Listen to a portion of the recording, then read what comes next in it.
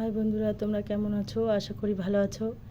আজ করছি যে মুরগির মাংস, ব্রয়লার মুরগি। তার জন্য যে পেঁয়াজ নিয়েছি, রসুন 3টা, কাঁচা লঙ্কা 2টো, টমেটো নিচ্ছি, 4টা আলু। তো এগুলো কেটে নিচ্ছি, দেখতে থাকো তোমরা রেসিপিটা।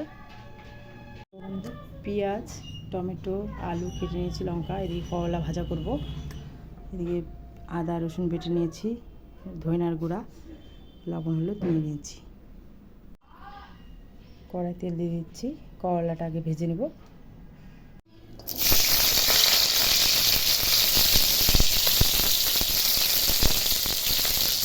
দিয়ে দিলাম, ভাজাগুলো উঠে নিয়েছি। এখন ওই তেলে এখন আলুগুলো ভেজে নেব।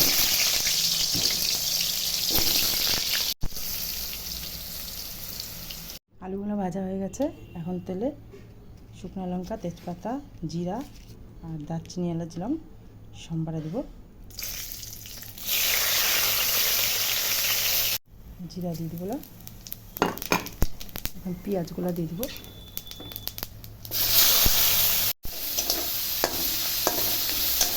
পেঁয়াজগুলো এখন ভাজা ভাজা করবো, তারপরে মাংসটা দিয়ে দেবো। পেঁয়াজটা ভাজা হোক ততক্ষণ। পেঁয়াজগুলো হালকা ব্রাউন হয়ে আসছে, এখন মাংসগুলো দিয়ে দেবো। মাংসটা ধুয়ে রেখেছিলাম। এখন লবণ দিয়ে দেবো, হলুদ দিয়ে দেবো, রসুন আদা বাটাটা দিয়ে দেবো, দিয়ে হলো জিরার গুঁড়া, লঙ্কার গুঁড়া দিয়ে দেবো, ধনিয়ার গুঁড়া দিয়ে দেবো, কয়েকটা কাঁচা লঙ্কা চিড়ে রেখেছি দিয়ে দেবো, টমেটোগুলো দিয়ে দেবো। সব উপকরণ দিয়ে নাড়াচাড়া করবো। মাংসটা ভালো করে মিশাতে হবে মশলার সাথে।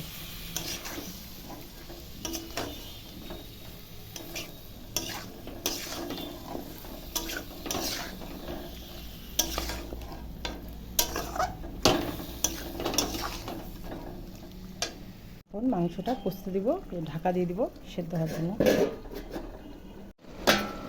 দেখি ঢাকাটা খুলে কতটা দূর হলো মাংসটা।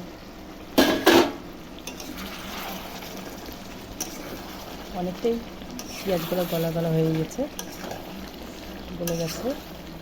মাংসটা ভালো করে কষাবো।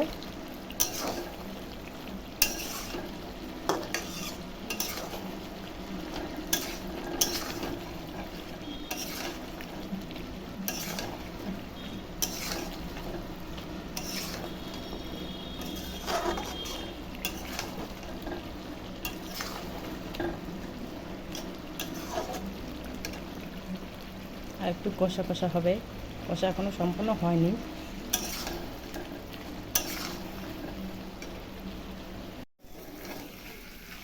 দেখো মাংসটা কষে গেছে। এখন গরম জল করে রেখেছিলাম, এই যে জল দিয়ে দেবো।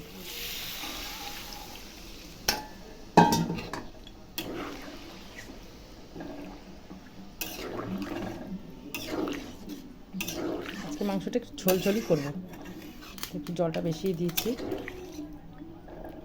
ঝোলটা এখন ফুটুক।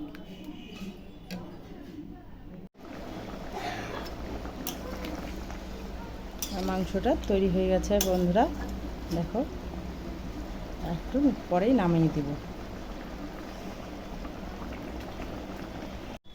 আমার মুরগির মাংসের ঝোল তৈরি হয়ে গেছে বন্ধুরা।